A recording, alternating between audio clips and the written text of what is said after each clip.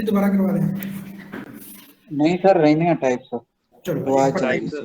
Type start होईਆਂ ਸੀ active ਹੋਇਆ ਜਿਹੜਾ start ਹੋਇਆ ਸੀ। टाइप से आ जाते हैं, टाइप तो मैं करवा दूँ। ओके, इतनी सी ना अपना। हाँ जी भाई, हाँ जी। तो देखो अपनी पहली टाइप अपनी किहड़ी सी? Active type.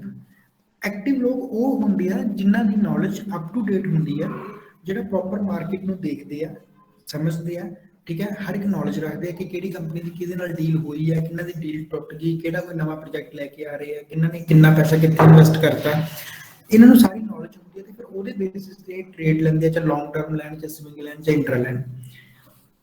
ਪੈਸਿਵ ਮੋਸਟਲੀ ਜਿਹੜੇ ਜੌਬ ਡੂਅਰ ਹੁੰਦੇ, ਜਿਨ੍ਹਾਂ ਨੂੰ ਪਤਾ ਕਿ ਅਸੀਂ ਡੇਲੀ ਐਕਟਿਵ ਨਹੀਂ ਰਹਿ ਸਕਦੇ, ਅਸੀਂ ਡੇਲੀ ਨਿਫਟੀ ਜਾਂ ਮਾਰਕੀਟ ਦੇ ਟਾਈਮ ਤੇ ਸਾਡੀ ਜੌਬ ਚੱਲ ਰਹੀ ਹੁੰਦੀ ਹੈ ਤਾਂ ਅਸੀਂ ਡੇਲੀ ਮਾਰਕੀਟ ਨੂੰ ਉਦਾਂ ਅਬਜ਼ਰਵ ਨਹੀਂ ਕਰ ਸਕਦੇ, ਤਾਂ ਇਹ ਲੋਕ ਲੌਂਗ ਟਰਮ ਦੇ ਵਿੱਚ ਇਨਵੈਸਟ ਕਰਕੇ ਚੱਲਦੇ ਆ ਜ਼ਿਆਦਾਤਰ, ਤਾਂ ਕਿ ਲੌਂਗ ਟਰਮ ਦੇ ਵਿੱਚ ਇਹਨਾਂ ਨੂੰ ਗੇਨਸ ਮਿਲਦੇ ਰਹਿਣ, ਕੋਈ ਸਾਨੂੰ ਇੰਨੀ ਜ਼ਿਆਦਾ ਸਟ੍ਰੈਸ ਵੀ ਨਾ ਹੋਵੇ, ਅਸੀਂ ਇੱਕ ਸ਼ੇਅਰ ਵਧੀਆ ਲੈ ਕੇ ਰੱਖਿਆ ਹੋਇਆ, ਉਹ ਡੇਲੀ ਵੱਧ ਰਿਹਾ, ਉਹ ਪੈਸਿਵ ਇਨਕਮ ਆਉਂਦੀ ਰਹਿੰਦੀ ਹੈ।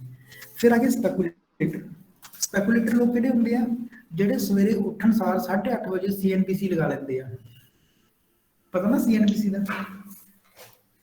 हाँ जी भाई, हाँ जी, न्यूज़ चैनल। हाँ जी सर। ਹਾਂ ਠੀਕ ਹੈ, ਉਹਨਾਂ ਨੂੰ ਕੋਈ ਮਤਲਬ ਨਹੀਂ ਹੁੰਦਾ ਵੀ ਕਿਹੜੀ ਕੰਪਨੀ ਨਾਲ ਕੀ ਹੋਇਆ ਕੀ ਨਹੀਂ ਹੋਇਆ, ਮਾਰਕੀਟ ਕਿੱਧਰ ਜਾ ਰਹੀ ਹੈ ਕਿੱਧਰ ਨਹੀਂ ਜਾ ਰਹੀ, ਬਸ ਉਹ ਆਪਦੀ ਕਾਪੀ ਲੈ ਕੇ ਬੈਠੇ ਹੁੰਦੇ ਕਿ ਕੋਈ ਦੱਸੇ ਸਹੀ ਸਾਨੂੰ ਵੀ ਅੱਜ ਆਹ ਚੜ੍ਹਨਾ ਸੀ ਚੱਕ ਲਾਂਗੇ, ਕੋਈ ਦੱਸੇ ਸਹੀ ਸਾਨੂੰ ਅੱਜ ਗਿਰਨਾ ਸੀ ਸੇਲ ਕਰ ਦਾਂਗੇ, ਠੀਕ ਹੈ। ਇਹ ਉਹ ਲੋਕ ਹੈ ਜਿਹੜੇ ਟਿਪਸ ਤੇ ਕੰਮ ਕਰਦੇ ਆ। ਮੰਨ ਲਓ ਤੁਹਾਨੂੰ ਕਿਸੇ ਨੇ ਫੋਨ ਕਰ ਲਿਆ, ਯਾਰ ਬਾਈ ਤੂੰ ਤਾਂ ਕਰੀ ਜਾਂਦਾ, ਮੈਨੂੰ ਵੀ ਦੱਸ ਦੇ ਕੋਈ ਸ਼ੇਅਰ, ਤੁਸੀਂ ਉਹਨੂੰ ਅੱਗੋਂ ਦੱਸਤਾ, ਠੀਕ ਹੈ, ਤਾਂ ਉਹਨੂੰ ਆਪਦੀ ਕੋਈ ਨੌਲੇਜ ਨਹੀਂ ਹੈ, ਬਸ ਉਹ ਸਪੈਕੂਲੇਟਰ ਹੈ, ਉਹ ਲੋਕਾਂ ਤੋਂ ਸੁਣਾ ਕੇ ਟਿਪਸ ਲੈ ਕੇ ਕੰਮ ਕਰਦੇ ਆ, ਉਹਨਾਂ ਨੂੰ ਆਪਾਂ ਸਪੈਕੂਲੇਟਰ ਕਹਿੰਦੇ ਆ।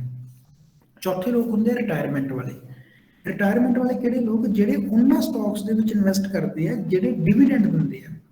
ਡਿਵੀਡੈਂਡ ਕੀ ਚੀਜ਼ ਹੁੰਦੀ ਹੈ ਆਪਾਂ ਇਹ ਪ੍ਰੋਪਰ ਡਿਸਕਸ ਕਰਾਂਗੇ ਕਿ ਜਾ ਕੇ, ਪਰ ਠੀਕ ਹੈ, ਇਹ ਉਹ ਲੋਕ ਹੈ ਵੀ ਜਿਨ੍ਹਾਂ ਨੂੰ ਇਹ ਹੁੰਦਾ ਕਿ ਜਿਹੜਾ ਸਾਡਾ ਸ਼ੇਅਰ ਹੈ ਨਾ, ਉਹ ਤਾਂ ਸ਼ੇਅਰ ਦਾ ਜੋ ਹੋ ਰਿਹਾ ਚੱਲ ਰਿਹਾ, ਨਾਲ ਨਾਲ ਸਾਨੂੰ ਡਿਵੀਡੈਂਡ ਵੀ ਮਿਲਦਾ ਰਹੇ, ਤੇ ਇਹਨਾਂ ਨੂੰ ਪੈਨਸ਼ਨ ਸਕੀਮ ਲੱਗ ਜਾਂਦੀ ਹੈ ਉਹਨਾਂ ਦੀ ਕਿ ਵੀ ਹਰ ਸਾਲ ਕੁਝ ਨਾ ਕੁਝ ਪੈਸਾ ਇਹਨਾਂ ਨੂੰ ਆਉਂਦਾ ਰਹਿੰਦਾ, ਤਾਂ ਆਪਾਂ ਉਹ ਵਾਲੇ ਬੰਦੇ ਹੁੰਦੇ ਆ। ਹੁਣ ਦੱਸੋ ਆਪਾਂ ਕਿਹੜੇ ਵਾਲੇ ਇਹਨਾਂ ਚੋਂ ਕਿਹੜਾ ਇਨਵੈਸਟਰ ਬਣਨਾ? Active sir. ਆਪਾਂ ਐਕਟਿਵ ਇਨਵੈਸਟਰ ਬਣਨਾ ਹੈਗਾ, ਤਾਂ ਕਿ ਆਪਣੀ ਜਿਹੜੀ ਨੌਲੇਜ ਹੈ ਉਹ ਅਪ ਟੂ ਡੇਟ ਹੋਵੇ ਪ੍ਰੋਪਰ। ਆਪਦੀ ਮਾਈਕ ਬੰਦ ਕਰੋ ਯਾਰ, ਠੀਕ ਹੈ, ਆਪਣੀ ਪ੍ਰੋਪਰ ਨੌਲੇਜ ਹੋਵੇ, ਆਪਾਂ ਨੂੰ ਅਪ ਟੂ ਡੇਟ, ਆਪਾਂ ਨੂੰ ਸਾਰਾ ਕੁਝ ਪਤਾ ਹੋਵੇ, ਤੇ ਫਿਰ ਆਪਾਂ ਉਹਦੇ ਅਕੋਰਡਿੰਗ ਟ੍ਰੇਡਸ ਲਵਾਂਗੇ, ਠੀਕ।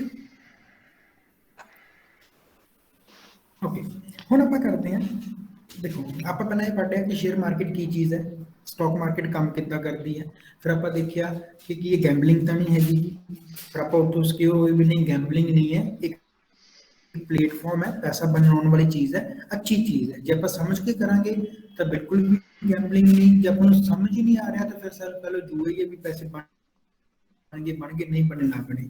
ਪਰ ਫਿਰ ਆਪਾਂ ਇੱਕ ਹੋਰ ਗੱਲ ਦੇਖੀ ਕਿ ਤੁਹਾਡੇ ਕੋਲ ਇੱਕ ਡੀਮੈਟ ਅਕਾਊਂਟ ਹੋਣਾ ਚਾਹੀਦਾ। ਹੁਣ ਆਪਾਂ ਸ਼ੇਅਰ ਮਾਰਕੀਟ ਬਾਰੇ ਨੌਲੇਜ ਤਾਂ ਆਪਾਂ ਨੂੰ ਆ ਗਈ, ਆਪਾਂ ਸ਼ੇਅਰ ਖਰੀਦਣੇ ਆ ਵੇਚਣੇ, ਕਿੱਥੋਂ ਖਰੀਦਾਂ ਵੇਚਾਂਗੇ? ਡੀਮੈਟ ਅਕਾਊਂਟ ਤੋਂ। ਹੁਣ ਆਪਾਂ ਇਹ ਵੀ ਦੇਖ ਲਿਆ ਕਿ ਆਪਾਂ ਐਕਟਿਵ ਇਨਵੈਸਟਰ ਵੀ ਬਣਨਾ ਹੈਗਾ, ਪਰ ਹੁਣ ਗੱਲ ਆਉਂਦੀ ਹੈ ਸਟਾਕ ਦੀ। ਤੁਹਾਡੇ ਕੋਲ ਅਕਾਊਂਟ ਰੈਡੀ ਹੈ, ਜਿਵੇਂ ਆਪਾਂ ਕਹਿੰਦੇ ਵੀ ਬੈਂਕ 'ਚ ਅਕਾਊਂਟ ਤਾਂ ਖੁਲਾ ਲਿਆ, ਪੈਸੇ ਕਿੱਥੋਂ ਪਾਉਣੇ ਉਹਦੇ 'ਚ? ਕੋਈ ਕੰਮ ਵੀ ਤਾਂ ਕਰਨਾ ਪੈਣਾ ਨਾ, ਕਿਸੇ ਨੂੰ ਕਿਸੇ ਪਾਸੇ ਆਪਾਂ ਉਸੇ ਤਰ੍ਹਾਂ ਆਪਾਂ ਡੀਮੈਟ ਅਕਾਊਂਟ ਤਾਂ ਖੁਲਵਾ ਲਿਆ, ਸਟਾਕ ਲੈਣਾ, ਕਿਹੜਾ ਸਟਾਕ ਲਈਏ ਸਾਨੂੰ ਕੀ ਪਤਾ ਜੀ। ਤਾਂ ਹੁਣ ਆਪਾਂ ਦੇਖਦੇ ਹਾਂ ਕਿ ਆਪਾਂ ਇੱਕ ਸਟਾਕ ਕਿੱਦਾਂ ਲੱਭਦੇ ਹਾਂ, ਠੀਕ ਹੈ, how to find a good company, ਕਿਉਂਕਿ ਕੰਪਨੀ ਗੁੱਡ ਹੋਈ ਤਾਂ ਸਟਾਕ ਆਟੋਮੈਟਿਕਲੀ ਉਹਦਾ ਗੁੱਡ ਹੋ ਜਾਣਾ। ਤਾਂ ਆਪਾਂ 3 ਚੀਜ਼ਾਂ ਦੇ ਉੱਪਰ ਆ ਕੇ ਸਟਾਕ ਨੂੰ ਲੱਭਦੇ ਹਾਂ, ਕੰਪਨੀ ਨੂੰ ਲੱਭਦੇ ਹਾਂ। ਪਹਿਲਾ ਹੁੰਦਾ ਉਹਦੇ ਫੰਡਾਮੈਂਟਲਸ। ਆਪਾਂ ਫੰਡਾਮੈਂਟਲਸ ਦੇ ਵਿੱਚ ਕੰਪਨੀਆਂ ਬੈਲੈਂਸ ਸ਼ੀਟਸ ਨੂੰ ਪੜ੍ਹਨਾ ਸਿੱਖਾਂਗੇ, ਆਪਾਂ ਉਹਨਾਂ ਦੀਆਂ ਪ੍ਰੋਫਿਟ ਐਂਡ ਲਾਸ ਸਟੇਟਮੈਂਟਸ ਪੜ੍ਹਨਾ ਸਿੱਖਾਂਗੇ, ਆਪਾਂ ਰੇਸ਼ੀਓਜ਼ ਪੜ੍ਹਾਂਗੇ। ਇਹ 3 ਚੀਜ਼ਾਂ ਬਹੁਤ ਜ਼ਰੂਰੀ ਹੈ ਫੰਡਾਮੈਂਟਲਸ ਦੇ ਵਿੱਚ। ਇਹ ਤਿੰਨੇ ਆਪਾਂ ਕਰਾਂਗੇ ਪ੍ਰੋਪਰ ਵਧੀਆ ਵੇ 'ਚ। ਮੈਂ ਤੁਹਾਨੂੰ ਸਾਰੀਆਂ ਚੀਜ਼ਾਂ ਕਰਵਾਊਂਗਾ, fundamentals, balance sheets, profit and loss statements, ratios. ਫਿਰ ਸੈਕਿੰਡ ਆਪਾਂ ਕੰਪਨੀ ਨੂੰ ਲੌਂਗ ਰਨ ਦੇ ਵਿੱਚ ਦੇਖਾਂਗੇ ਕਿ ਪਿਛਲੇ 10 ਸਾਲਾਂ ਤੋਂ, ਪਿਛਲੇ 5 ਸਾਲਾਂ ਤੋਂ ਜਿਹੜੀ ਕੰਪਨੀ ਦਾ ਓਵਰਆਲ ਜੋ ਪਰਫਾਰਮੈਂਸ ਹੈ ਉਹ ਕਿੱਦਾਂ ਦਾ ਜਾ ਰਿਹਾ ਹੈਗਾ, ਠੀਕ ਹੈ। ਫਿਰ ਆਪਾਂ ਤੀਸਰੀ ਚੀਜ਼ ਦੇਖਦੇ ਹਾਂ ਕਿ ਜਿਹੜੇ ਕੰਪਨੀ ਦੇ ਕੰਪੀਟੀਟਰਸ ਹੈ, ਕਿਤੇ ਇਹ ਤਾਂ ਨਹੀਂ ਕਿ ਕੰਪਨੀ ਪਹਿਲਾਂ ਤਾਂ ਵਧੀਆ ਸੀ ਪਰ ਹੁਣ ਉਹਦੇ ਕੰਪੀਟੀਟਰ ਇੰਨੇ ਤਗੜੇ ਆ ਗਏ ਕਿ ਕੰਪਨੀ ਨੂੰ ਦੂਜੀ ਕੰਪਨੀ ਉੱਪਰ ਜਾ ਰਹੀ ਹੈ, ਇਹ ਵਾਲੀ ਕੰਪਨੀ ਡੁੱਬਦੀ ਜਾ ਰਹੀ ਹੈ, ਹਨਾ। ਤਾਂ ਆਪਾਂ ਤਿੰਨੇ ਚੀਜ਼ਾਂ ਨੂੰ ਐਨਾਲਾਈਜ਼ ਕਰਕੇ ਪ੍ਰੋਪਰ ਇੱਕ ਵਧੀਆ ਕੰਪਨੀ ਲੱਭਾਂਗੇ। ਕਈ ਵਾਰੀ ਕੀ ਹੁੰਦਾ ਕਿ ਕੋਈ ਕੰਪਨੀ ਬੜੀ ਪੁਰਾਣੀ ਹੈ, ਸਹੀ ਚੱਲ ਰਹੀ ਹੈ, ਪਰ ਹੁਣ ਨਵਾਂ ਮਾਰਕੀਟ 'ਚ ਨਵੀਂ ਚੀਜ਼ ਆ ਗਈ, ਨਵਾਂ ਜ਼ਮਾਨਾ ਆ ਗਿਆ, ਕੰਪਨੀ ਨਵੀਂ ਐਡਵਾਂਸ ਕੰਪਨੀ ਉਹਦੇ ਬਰਾਬਰ ਸ਼ੁਰੂ ਹੋ ਗਈ, ਉਹਦਾ ਕੰਪੀਟੀਟਰ ਨਵਾਂ ਆ ਗਿਆ ਤਾਂ ਕੰਪੀਟੀਟਰ ਅੱਗੇ ਜਾਣ ਲੱਗ ਪਿਆ, ਤਾਂ ਫਿਰ ਆਪਾਂ ਉਸ ਕੰਪਨੀ ਨੂੰ ਛੱਡ ਕੇ ਕੰਪੀਟੀਟਰ ਵਾਲੀ ਕੰਪਨੀ ਫੜ ਲਾਂਗੇ। ਕਲੀਅਰ? ਹਾਂਜੀ ਸਰ। ਠੀਕ ਹੈ। ਹੁਣ ਆਪਾਂ ਗੱਲ ਕਰਦੇ ਹਾਂ बैलेंस शीट। हम आप अपना फंडामेंटल स्टार्ट है इतों, ठीक है भी सारे में क्लियर है गल कि आप बेसिक सारा कर लिया। हम आप जी अज फंडामेंटल स्टार्ट करने जा रहे हैं। फंडामेंटल ਦੇ ਵਿੱਚ ਸਭ ਤੋਂ ਪਹਿਲੀ ਚੀਜ਼ ਆਉਂਦੀ ਹੈ ਐਸੈਟਸ ਤੇ ਲਾਇਬਿਲਿਟੀਜ਼। ਹੁਣ ਤੁਸੀਂ ਮੈਨੂੰ ਇਹ ਦੱਸੋ ਐਸੈਟਸ ਕੀ ਚੀਜ਼ ਹੁੰਦੀ ਹੈ ਤੇ ਲਾਇਬਿਲਿਟੀ ਕੀ ਚੀਜ਼ ਹੁੰਦੀ ਹੈ? ਐਸੈਟ ਸਰ ਜਿੱਦਾਂ ਆਪਣਾ 골ਡ ਹੋ ਗਿਆ, ਤੇਲ ਹੋ ਗਿਆ, ਜਿਹੜੇ ਜਿਨ੍ਹਾਂ ਦਾ ਆਪਣਾ ਮਨੀ ਜਨਰੇਟ ਹੁੰਦਾ। ਲਾਇਬਿਲਿਟੀ ਜਿੱਦਾਂ ਆਪਣੀ ਕਾਰ ਹੋ ਗਈ, ਜਿੱਦਾਂ ਲੋਨ ਹੋ ਗਿਆ, ਉਹ ਆਪਣੇ ਲਾਇਬਿਲਿਟੀ ਹੈ ਇੱਕ, ਆਪਣੀ ਜੇਬ 'ਚ ਪੈਸੇ ਜਾਣ ਦੇ। ਹਾਂਜੀ ਹੋਰ ਇਹ ਤੋਂ ਕੀ ਸਮਝ? ਸਰ ਫਾਰ ਐਗਜ਼ਾਮਪਲ ਆਪਾਂ ਆਪਣੇ ਪੇਰੈਂਟਸ ਦੀ ਹੈ ਨਾ, ਤੇ ਆਪਣੀ ਐਗਜ਼ਾਮਪਲ ਲੈ ਲਈਏ। ਜਦੋਂ ਤੱਕ ਬੱਚਾ ਪੜ੍ਹਦਾ ਜੀ ਉਹ ਪੇਰੈਂਟਸ ਦੀ ਲਾਇਬਿਲਿਟੀ ਹੈ ਜੀ। ਜਦੋਂ ਬੱਚਾ ਕਮਾ ਕੇ ਕੁਝ ਮਾਪਿਆਂ ਨੂੰ ਦੇਣ ਲੱਗ ਪਿਆ ਉਹਦਾ ਐਸੈਟ ਬਣ ਗਿਆ ਜੀ। ਤੇ ਜੇ ਬੱਚਾ ਕਮਾ ਕੇ ਮਾਪਿਆਂ ਨੂੰ ਦੇ ਵੀ ਨਾ ਫਿਰ ਸਮਝੋ ਨਾ ਲਾਇਬਿਲਿਟੀ ਕਾਊਂਟ ਹੋਈ, ਐਸੈਟ ਕਾਊਂਟ ਹੋਇਆ ਜੀ। ਫਿਰ ਡੱਬ ਬਣੀ। ਫਿਰ ਆਪਾਂ ਨੂੰ ਨਲਾਇਕ ਬੱਚਾ ਕਹਾਂਗੇ ਨਾ। ਹਾਂਜੀ ਹਾਂਜੀ, ਮਤਲਬ ਜਿਹੜੀਆਂ ਜ਼ਿੰਮੇਵਾਰੀਆਂ ਨੇ ਬੰਦੇ ਦੀਆਂ ਜੀ ਹੈ ਨਾ, ਤੇ ਆਪਾਂ ਲਾਇਬਿਲਿਟੀ ਕਹਿ ਸਕਦੇ ਹਾਂ ਜੀ। ਐਸੈਟ ਕੀ ਚੀਜ਼ ਹੈ? ਐਸੈਟ ਹਰ ਇੱਕ ਉਹ ਚੀਜ਼ ਐਸੈਟ ਹੁੰਦੀ ਹੈ ਜਿਹੜੀ ਤੁਹਾਨੂੰ ਕੋਈ 4 ਪੈਸੇ ਕਮਾ ਕੇ ਦਿੰਦੀ ਹੈ, ਠੀਕ ਹੈ। ਜਿਹਦੇ ਤੋਂ ਤੁਹਾਨੂੰ ਕੋਈ ਆਮਦਨ ਹੋ ਰਹੀ ਹੈ ਆਪਾਂ ਉਹਨੂੰ ਐਸੈਟ ਕਹਿੰਦੇ ਆ। ਤੇ ਜਿਹਦੇ ਉੱਪਰ ਤੁਹਾਡਾ ਖਰਚਾ ਹੋ ਰਿਹਾ ਉਹ ਕੀ ਹੈ? ਤੁਹਾਡੀ ਲਾਇਬਿਲਿਟੀ ਹੈ, ਠੀਕ ਹੈ। ਐਸੈਟ ਕੀ ਹੈ? ਆਮਦਨ ਵਾਲਾ ਹਿੱਸਾ, ਤੇ ਲਾਇਬਿਲਿਟੀ ਕੀ ਹੈ? ਖਰਚ ਵਾਲਾ ਹਿੱਸਾ। ਬਸ ਇੰਨੀ ਗੱਲ ਯਾਦ ਰੱਖੋ ਕਿ ਐਸੈਟ ਹਮੇਸ਼ਾ ਤੁਹਾਨੂੰ ਕੁਝ ਨਾ ਕੁਝ ਕਮਾ ਕੇ ਦਿੰਦੀ ਹੈ ਤੇ ਲਾਇਬਿਲਿਟੀ ਤੁਹਾਡਾ ਹਰ ਵਾਰੀ ਕੋਈ ਨਾ ਕੋਈ ਖਰਚਾ ਕਰਵਾਉਂਦੀ ਹੈ। ਇੰਨੀ ਗੱਲ ਕਲੀਅਰ ਹੈ? ਹਾਂਜੀ ਹਾਂਜੀ ਸਰ। ਹਾਂਜੀ ਹੁਣ ਸਰ। ਆਪਾਂ ਐਸੈਟਸ ਦੇ ਵਿੱਚ ਕੀ ਦੇਖਿਆ ਕਿ ਪੁੱਟਸ ਮਨੀ ਇਨ ਪਾਕਟ। ਕਾਮਨ ਜੀ ਗੱਲ ਹੈ, ਐਸੈਟ ਆਪਣੀ ਜੇਬ 'ਚ ਪੈਸਾ ਪਾਉਂਦੀ ਹੈ, ਲਾਇਬਿਲਿਟੀ ਪੈਸਾ ਲੈ ਕੇ ਜਾਂਦੀ ਹੈ ਆਪਣੀ ਜੇਬ 'ਚੋਂ, ਠੀਕ ਹੈ। ਐਸੈਟ 'ਚ ਫਿਰ ਡੈਪਰੀਸ਼ੀਏਸ਼ਨ ਵੀ ਹੁੰਦੀ ਹੈ, ਉਹ ਘਟਦਾ ਰਹਿੰਦਾ ਹੌਲੀ ਹੌਲੀ, ਉਹਦੀ ਡੈਪਰੀਸ਼ੀਏਸ਼ਨ ਹੁੰਦੀ ਰਹਿੰਦੀ ਹੈ, ਵੀਰ ਐਂਡ ਟੀਅਰ ਆ ਜਾਂਦੀ ਉਹਦੇ 'ਚ। ਲਾਇਬਿਲਿਟੀਜ਼ ਦਾ ਕੋਈ ਵੀਰ ਐਂਡ ਟੀਅਰ ਨਹੀਂ ਹੁੰਦਾ, ਠੀਕ ਹੈ। ਐਸੈਟ ਉਹ ਚੀਜ਼ ਹੈ ਜਿਹੜੀ ਤੁਹਾਡੀ ਆਪਣੀ ਹੈ। ਲਾਇਬਿਲਿਟੀ ਕੀ ਹੈ ਤਾਂ ਇਹ ਵੀ ਤੁਹਾਡੀ ਆਪਣੀ, ਪਰ ਉਹ ਤੁਹਾਡੀ ਆਪਣੀ ਚੀਜ਼ ਆ, ਉਹ ਤੁਹਾਨੂੰ ਪੈਸਾ ਕਮਾ ਕੇ ਦੇ ਰਹੀ ਹੈ। ਇਹ ਵੀ ਤੁਹਾਡੀ ਆਪਣੀ ਚੀਜ਼ ਹੈ ਪਰ ਤੁਹਾਡਾ ਪੈਸਾ ਤੁਹਾਡੀ ਜੇਬ 'ਚੋਂ ਖਰਚ ਕਰਵਾ ਰਹੀ ਹੈ, ਠੀਕ ਹੈ। ਐਸੈਟਸ ਫਿਊਚਰ ਦੇ ਵਿੱਚ ਤੁਹਾਨੂੰ ਬੈਨੀਫਿਟ ਲੈ ਕੇ ਆਉਂਦੀ ਹੈ। ਲਾਇਬਿਲਿਟੀ ਫਿਊਚਰ ਦੇ ਵਿੱਚ ਤੁਹਾਨੂੰ ਆਬਲੀਗੇਸ਼ਨਸ ਲੈ ਕੇ ਆਉਂਦੀ। ਜਿਵੇਂ ਤੁਸੀਂ ਕਾਰ ਲੈ ਲਈ, ਹੁਣ ਉਹਦਾ ਤੁਹਾਨੂੰ ਇੰਸ਼ੋਰੈਂਸ ਕਰਵਾਉਣਾ ਹੀ ਪੈਣਾ ਹੈ, ਤਾਂ ਇੱਕ ਲਾਇਬਿਲਿਟੀ ਬਣ ਗਈ ਨਾ ਤੁਹਾਡੀ, ਇੱਕ ਆਬਲੀਗੇਸ਼ਨ ਬਣ ਗਈ, ਠੀਕ ਹੈ। ਤੁਸੀਂ ਕਾਰ ਲੈ ਲਈ, ਤੁਹਾਨੂੰ ਉਹਦਾ ਪੋਲਿਊਸ਼ਨ ਕਰਵਾਉਣਾ ਹੀ ਪੈਣਾ। ਇਹਦਾ ਨਹੀਂ ਕਿ ਤੁਸੀਂ ਉਹਨੂੰ ਬਿਨਾਂ ਪੋਲਿਊਸ਼ਨ ਤੋਂ ਚਲਾ ਲਓਗੇ, ਬਿਨਾਂ ਕੋਈ ਇੰਸ਼ੋਰੈਂਸ ਤੋਂ ਚਲਾ ਲਓਗੇ। ਤਾਂ ਜਿਹੜੀਆਂ ਲਾਇਬਿਲਿਟੀਜ਼ ਆ ਫਿਰ ਉਹ ਇੱਕ ਫਿਊਚਰ ਦੀਆਂ ਆਬਲੀਗੇਸ਼ਨ ਬਣ ਜਾਂਦੀਆਂ। ਤੁਸੀਂ ਹੁਣ ਕਾਰ ਹੈ ਤੇ ਜੀ ਜੇ ਤੁਹਾਡੇ ਕੋਲ ਬਾਈਕ ਵੀ ਲੈ ਲਿਆ ਤਾਂ ਤੁਹਾਨੂੰ ਉਹਦਾ ਪੋਲਿਊਸ਼ਨ ਤਾਂ ਕਰਾਉਣਾ ਹੀ ਪੈਣਾ, ਚਾਹੇ ਤੁਸੀਂ ਉਹਨੂੰ ਚਲਾਓ ਚਾਹੇ ਨਾ ਚਲਾਓ, ਤੇਰੇ ਕੋਲ ਇੰਸ਼ੋਰੈਂਸ ਉਹਦੀ ਕਰਵਾਉਣੀ ਹੀ ਪੈਣੀ ਹੈ, ਠੀਕ ਹੈ।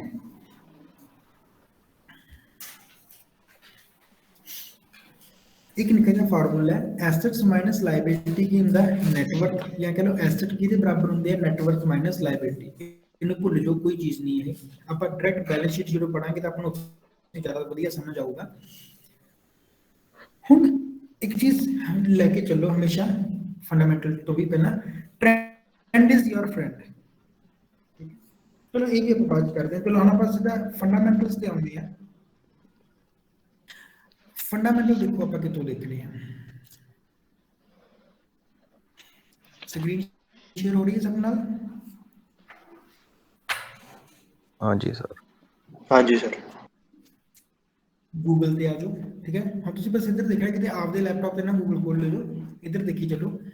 जो आप किसी भी कंपनी के फंडामेंटल्स, अज आप फंडामेंटल का पार्ट स्टार्ट कर लगे हैं, आप देख रहे हैं कि कंपनी के फंडामेंटल्स कितना देखे जाते हैं। गूगल पे आओ, गूगल पे सर्च करो। आप मान लो कोई कंपनी है, आप पीडीलाइट दे देखने हैं, लिखो पीडीलाइट बैलेंस शीट, ठीक है। गूगल पे आके लिखो पीडीलाइट बैलेंस शीट, इन्हों सर्च करो। जो तुम बैलेंस शीट सर्च करोगे ना, सब तो उपरली जी वैबसाइट थोड़ी थोड़ी मनी कंट्रोल आ जाएगी, दिख रही है सब ना? प्लीज अपना माइक बंद कर लो सारे।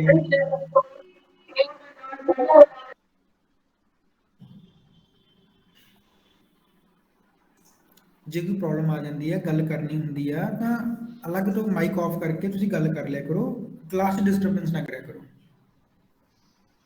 चलो इन्ना हम ठीक है। जो आप कोई भी हम आप फंडामेंटल स्टार्ट कर लगे हैं, ये चीज़ ध्यान नाल समझने वाली है, ये ध्यान दो। आप गूगल पे गए, गूगल पे सर स्क्रीन शेयर नहीं हो रही जी। हाँ जी हाँ जी शेयर नहीं हो रही सर स्क्रीन ਤੁਹਾਡੀ। ਬਾਕੀ ਨੂੰ ਸ਼ੇਅਰ ਹੋ ਰਹੀ ਹੈ ਬਈ? ਹਾਂਜੀ ਸਰ। ਹਾਂਜੀ ਸਰ, ਹਾਂਜੀ ਸਰ ਹੋ ਰਹੀ ਹੈ। ਨਹੀਂ ਸਰ, ਨਹੀਂ ਹੋ ਰਹੀ ਸਰ। ਹਾਂਜੀ ਹਾਂਜੀ ਹਾਂਜੀ ਸਰ ਹੋ ਰਹੀ। ਰੀਫਰੈਸ਼ ਕਰੋ, ਹੋ ਜਾਏਗੀ। ਹਾਂਜੀ ਓਕੇ। ਕਈ ਵਾਰੀ ਨੈਟਵਰਕ ਇਸ਼ੂ ਆ ਜਾਂਦਾ, ਹੋ ਰਹੀ ਹੈ ਯਾਰ ਸਕਰੀਨ ਮੇਰੀ ਸ਼ੇਅਰ।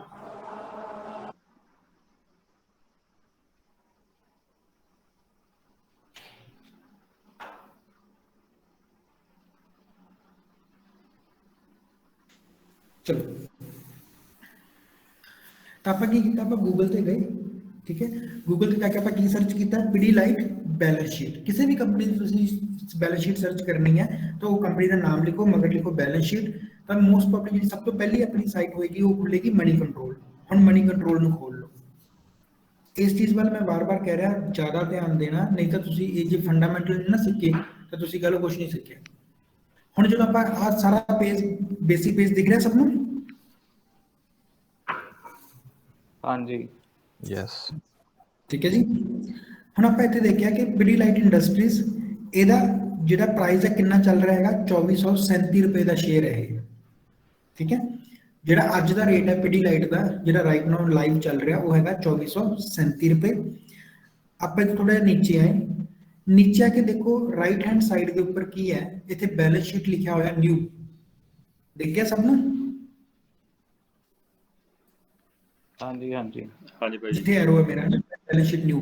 ਆਪਾਂ ਨਿਊ ਵਾਲੀ ਬੈਲੈਂਸ ਸ਼ੀਟ ਨਹੀਂ ਦੇਖਣੀ, ਆਪਾਂ ਇਹਨੂੰ ਕਲਿੱਕ ਕਰਾਂਗੇ ਤੇ ਬੈਲੈਂਸ ਸ਼ੀਟ ਦੇ ਉੱਪਰ ਆ ਜਾਵਾਂਗੇ, ਠੀਕ ਹੈ। ਬੈਲੈਂਸ ਸ਼ੀਟ ਨਿਊ ਦੇ ਉੱਪਰ ਪਈ ਹੈ ਬੈਲੈਂਸ ਸ਼ੀਟ।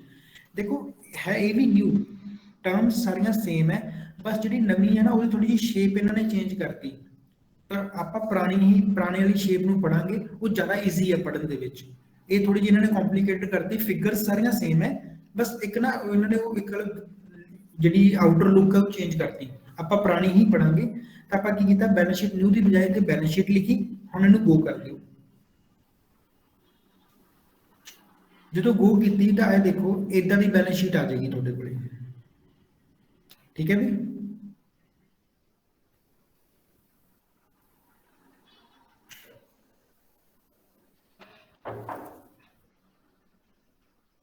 ਹੁਣ ਤੁਹਾਨੂੰ ਦਿਖ ਰਹੀ ਹੋਏਗੀ। ਹਾਂਜੀ ਸਰ।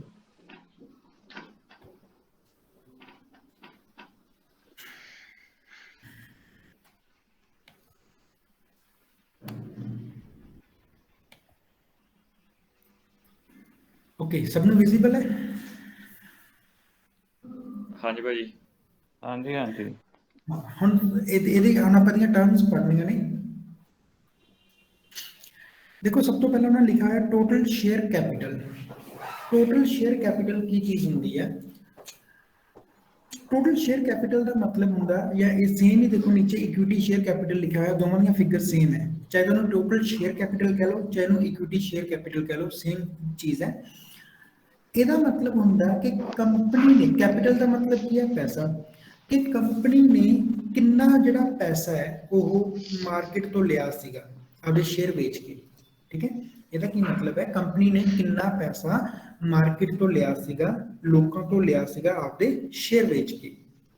ਹੁਣ ਇਹਦੇ ਵਿੱਚ ਪਿਛਲੇ 5 ਸਾਲਾਂ ਤੋਂ ਦੇਖੋ, ਮਾਰਚ 2017 ਦੇ ਵਿੱਚ 51 ਲੱਖ ਕਰੋੜ ਸੀਗਾ, 51 ਕਰੋੜ, ਮੈਂ ਇਹ ਕਰੋੜਾਂ ਦੇ ਵਿੱਚ ਰਕਮ ਹੈ ਸਾਰੀ, 51 ਕਰੋੜ। 18 ਦੇ ਵਿੱਚ 50 ਕਰੋੜ, ਫਿਰ 50 ਕਰੋੜ, ਫਿਰ 50 ਕਰੋੜ, ਫਿਰ 50 ਕਰੋੜ। 0.82, 0.81, 80 ਇਹ ਕੋਈ ਬੜਾ ਮੈਟਰ ਨਹੀਂ ਕਰਦਾ, ਠੀਕ ਹੈ। ਹੁਣ ਆਪਾਂ ਦੇਖਿਆ ਇੱਕ ਚੀਜ਼, ਆਪਾਂ ਪਹਿਲਾਂ ਜਿਹੜੀਆਂ 3 ਚੀਜ਼ਾਂ ਦੇਖਾਂਗੇ ਤੁਹਾਨੂੰ ਮੈਂ ਦੱਸਦਾ। ਹੁਣ ਪਹਿਲਾਂ ਮੈਨੂੰ ਇਹ ਦੱਸੋ ਕਿ ਜਿਹੜੀ ਇਹ IPO ਕਹਿ ਲਓ ਜਾਂ ਆਪਾਂ ਇਕੁਇਟੀ ਸ਼ੇਅਰ ਕੈਪੀਟਲ ਕਹਿੰਦੇ ਆ, ਜੇ ਕੋਈ ਕੰਪਨੀ ਚੰਗੀ ਹੈ ਕਿ ਉਹ ਹਰ ਸਾਲ ਪੈਸਾ ਚੱਕੂਗੀ ਮਾਰਕੀਟ ਚੋਂ ਕਿ ਇੱਕੋ ਵਾਰੀ ਚੱਕੂਗੀ? ਇੱਕੋ ਵਾਰੀ ਸਰ। ਇੱਕੋ ਵਾਰੀ ਚੱਕੂਗੀ, ਹੈ ਨਾ। ਹੁਣ ਜੇ ਕਿਸੇ ਕੰਪਨੀ ਦੀ ਇਕੁਇਟੀ ਸ਼ੇਅਰ ਕੈਪੀਟਲ ਹਰ ਸਾਲ ਵੱਧ ਰਹੀ ਹੈ ਕਿ ਉਹ ਹਰ ਸਾਲ ਆਪਦੇ ਥੋੜੇ ਜਿਹੇ ਸ਼ੇਅਰ ਵੇਚ ਦਿੰਦੀ ਹੈ, ਪੈਸਾ ਚੱਕ ਲੈਂਦੀ ਹੈ, ਅਗਲੇ ਸਾਲ ਹੋਰ ਸ਼ੇਅਰ ਵੇਚਦੇ, ਹੋਰ ਪੈਸਾ ਚੱਕ ਲਿਆ, ਇਹ ਫਿਰ ਆਪਾਂ ਚੰਗਾ ਮੰਨਦੇ ਹਾਂ ਕਿ ਮਾੜਾ ਮੰਨਦੇ ਹਾਂ? ਮਾੜਾ ਸਰ, ਕੰਪਨੀ ਆਪਣੀ ਇਕੁਇਟੀ ਜਿਹੜੀ ਉਹ ਸੈਲ ਕਰੀ ਜਾਂਦੀ ਹੈ ਆਪਣੇ। ਇਹ ਮਾੜੀ ਚੀਜ਼ ਹੈ। ਤਾਂ ਆਪਾਂ ਇੱਥੇ ਦੇਖਣਾ, ਆਪਾਂ ਪਹਿਲੀ ਉਹ ਚੀਜ਼ ਇਹ ਦੇਖਣੀ ਹੈ ਕਿ ਜੇ ਕੋਈ ਕੰਪਨੀ ਦੀ ਜਿਹੜੀ ਇਕੁਇਟੀ ਸ਼ੇਅਰ ਕੈਪੀਟਲ ਹੈ ਜਾਂ ਤਾਂ ਸੇਮ ਰਵੇ, ਨਾ ਘਟੇ ਨਾ ਵਧੇ, ਜਿਵੇਂ ਇੱਥੇ ਇਸ ਕੇਸ 'ਚ 50-50-50 ਚੱਲ ਰਹੀ ਹੈ ਨਾ, ਜਾਂ ਤਾਂ ਸੇਮ ਰਵੇ ਜਾਂ ਉਹ ਘਟ ਜੇ। ਵੀ ਮੰਨ ਲਓ ਪਹਿਲਾਂ ਕੰਪਨੀ ਨੇ 78,000 ਕਰੋੜ ਰੁਪਇਆ ਚੱਕਿਆ ਸੀਗਾ, ਇਸ ਤੋਂ ਬਾਅਦ ਉਹ ਘਟ ਕੇ 60,000 ਕਰੋੜ ਹੀ ਰਹਿ ਗਿਆ, ਵੀ ਯਾਨੀ ਕਿ ਕੰਪਨੀ ਨੇ ਆਪਦੇ ਸ਼ੇਅਰ ਵਾਪਸ ਹੋਰ ਲੈ ਲਿਆ, ਮਾਰਕੀਟ ਚੋਂ ਪੈਸਾ ਘਟ ਗਿਆ ਉਹਨਾਂ ਦਾ, ਠੀਕ ਹੈ।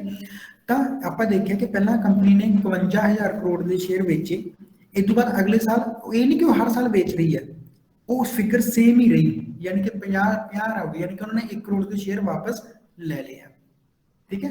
ਤੇ ਚੰਗੀ ਗੱਲ ਹੈ, ਜਾਂ ਤਾਂ ਇਹ ਘਟਣਾ ਚਾਹੀਦਾ ਹਰ ਸਾਲ, ਜਾਂ ਤਾਂ ਇਹ ਫਿਗਰ ਘਟਦੀ ਰਵੇ ਜਾਂ ਬਰਾਬਰ ਰਵੇ ਤਾਂ ਵੀ ਠੀਕ ਹੈ। ਤਾਂ ਇੱਥੇ ਆਪਾਂ ਇਹਨੂੰ ਮੰਨਾਂਗੇ ਕਿ ਇਸ ਬਿਹਾਫ ਤੇ ਆਪਾਂ ਕਹਾਂਗੇ ਇਹ ਚੀਜ਼ ਕੰਪਨੀ ਦੀ ਗੁੱਡ ਹੈ ਕਿ ਇਹਨਾਂ ਨੇ ਹਰ ਸਾਲ ਸ਼ੇਅਰ ਵੇਚੇ ਨਹੀਂਗੇ, ਇਹਨਾਂ ਦਾ ਸੇਮ ਰਿਹਾ, ਇੱਕੋ ਵਾਰੀ ਸ਼ੇਅਰ ਵੇਚ ਕੇ ਜਿਹੜੇ ਵੇਚਣੇ ਸੀ, ਇਸ ਤੋਂ ਬਾਅਦ ਇਹ ਆਪਦਾ ਖਰਚਾ ਆਪੇ ਚਲਾਈ ਜਾਂਦੇ ਆ। ਕਲੀਅਰ ਨਹੀਂ ਗੱਲ?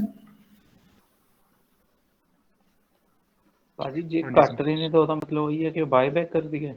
ਹਾਂਜੀ, ਇਹਦਾ ਮਤਲਬ ਬਾਇਬੈਕ ਹੈ, ਠੀਕ ਹੈ। ਠੀਕ ਹੈ। ਪਰ ਹੁਣ ਮੈਂ ਤੁਹਾਨੂੰ ਫਿਰ ਕਿਹਾ, ਜਿਹੜਾ ਇਹ ਫਿਗਰ ਹੈ ਇਹਦਾ ਮਤਲਬ ਇਹ ਨਹੀਂ ਕਿ ਉਹ ਹਰ ਸਾਲ 50 ਕਰੋੜ ਦੇ ਸ਼ੇਅਰ ਵੇਚ ਰਹੀ ਹੈ, ਉਹ ਬਸ ਉਹਨਾਂ ਨੇ ਇੱਕੋ ਸਾਲ ਵੇਚੇ ਸੀਗੇ ਤਾਂ ਵਾਰੀ-ਵਾਰੀ ਫਿਰ ਉਹ 50 ਹਰ ਸਾਲ ਆਪਾਂ ਲਿਖਦੇ ਰਹਿੰਦੇ ਆ। ਇਹ ਨਾ ਸਮਝੋ ਜੋ ਕਿ ਕੰਪਨੀ ਹਰ ਸਾਲ 50 ਕਰੋੜ ਦੇ ਸ਼ੇਅਰ ਵੇਚ ਰਹੀ ਹੈ, ਠੀਕ ਹੈ। ਇਹ ਉਹੀ ਫਿਗਰ ਹੈ ਜਿਹੜੀ ਪ੍ਰੀਵੀਅਸ ਈਅਰ ਦੀ ਹੁੰਦੀ ਹੈ, ਫਿਰ ਆਪਾਂ ਨੂੰ ਕੈਰੀ ਫਾਰਵਰਡ ਕਰਕੇ ਨੈਕਸਟ ਈਅਰ ਚ ਲੈ ਆਉਂਦੇ ਆ, ਫਿਰ ਕੈਰੀ ਫਾਰਵਰਡ ਕਰਕੇ ਆਪਾਂ ਨੂੰ ਨੈਕਸਟ ਈਅਰ ਚ ਲੈ ਆਉਂਦੇ ਆ, ਠੀਕ ਹੈ। ਸਰ ਜਿਹੜੀ ਆਪਾਂ ਨੈਕਸਟ ਈਅਰ ਮੰਨ ਲਓ ਕੋਈ ਕੰਪਨੀ ਸ਼ੇਅਰ ਆਪਣੇ ਐਕਸਟਰਾ ਵੇਚਦੀ ਹੈ ਜੀ, ਉਹ ਅਮਾਊਂਟ ਐਡ ਆਨ ਹੁੰਦੀ ਹੈ ਜਾਂ ਜਿਹੜੀ ਨੈਕਸਟ ਈਅਰ ਦੀ ਅਮਾਊਂਟ ਉਹ ਮਤਲਬ ਅਲੱਗਾ ਲਿਖੀ ਹੁੰਦੀ ਹੈ ਜੀ ਕਿ ਪਹਿਲੇ ਸਾਲ ਉਹ ਇਸ ਚ ਐਡ ਹੋ ਜਾਣੀ ਹੈ। ਐਡ ਆਨ ਹੁੰਦੀ ਹੈ ਜੀ। ਹਾਂ, ਮੰਨ ਲਓ ਇਸ ਸਾਲ ਇਸ ਕੰਪਨੀ ਨੇ ਕੀ ਕੀਤਾ, 10 ਕਰੋੜ ਦੇ ਸ਼ੇਅਰ ਹੋਰ ਵੇਚਦੇ, ਤਾਂ ਅਗਲੇ ਸਾਲ ਇਹ 50 ਦੀ ਬਜਾਏ ਕਿੰਨਾ ਹੋ ਜਾਊਗਾ, 60 ਕਰੋੜ ਹੋ ਜਾਊਗਾ। ਠੀਕ ਹੈ ਜੀ, ਮਤਲਬ ਆਪਣਾ ਡਿਫਰੈਂਸ ਦੇਖਣਾ ਹੈਗਾ ਦੋਨਾਂ ਦਾ। ਹਾਂ, ਪਹਿਲੀ ਚੀਜ਼ ਆਪਾਂ ਇਹ ਦੇਖਣੀ ਹੈ ਕਿ ਸ਼ੇਅਰ ਕੈਪੀਟਲ, ਤੇ ਆਪਾਂ ਇਹਦੇ ਚ ਕੀ ਧਿਆਨ ਰੱਖਣਾ ਕਿ ਇਹ ਜਾਂ ਤਾਂ ਬਰਾਬਰ ਹੀ ਰਵੇ ਹਰ ਸਾਲ ਜਾਂ ਫਿਰ ਘਟ ਜੇ, ਵਧੇ ਨਾ, ਠੀਕ ਹੈ। ਦੂਜੀ ਆਪਾਂ ਚੀਜ਼ ਦੇਖਣੀ ਹੈ, ਨੀਚੇ ਆ ਜਾਓ ਨੈਟਵਰਕ ਉੱਪਰ ਰਿਜ਼ਰਵਸ, ਠੀਕ ਹੈ। ਹੁਣ ਰਿਜ਼ਰਵਸ ਆਪਾਂ ਦੇਖ ਰਹੇ ਹਾਂ, ਰਿਜ਼ਰਵ ਸਰ ਇੱਕ ਡਾਊਟ ਸੀਗਾ। ਹਾਂਜੀ ਸਰ ਜਿਵੇਂ ਸਰ 2017 ਦੇ ਵਿੱਚ ਕੰਪਨੀ ਨੇ 51 ਕਰੋੜ ਮੰਗੇ, ਹਾਂਜੀ ਮਤਲਬ ਮਾਰਕੀਟ ਤੋਂ ਚੱਕੇ 51 ਕਰੋੜ, ਤਾਂ ਜਿਹੜੇ ਉਹਦੇ ਕੋਲ ਇਕੁਇਟੀ ਆ ਉਹ ਮਤਲਬ ਅਗਲੇ ਸਾਲ ਫਿਰ ਗਰੋ ਨਹੀਂ ਕਰੂਗੀ ਫਿਰ ਅੱਗੇ, ਮਤਲਬ ਸੇਮ ਆ ਰਿਹਾ ਜੀ।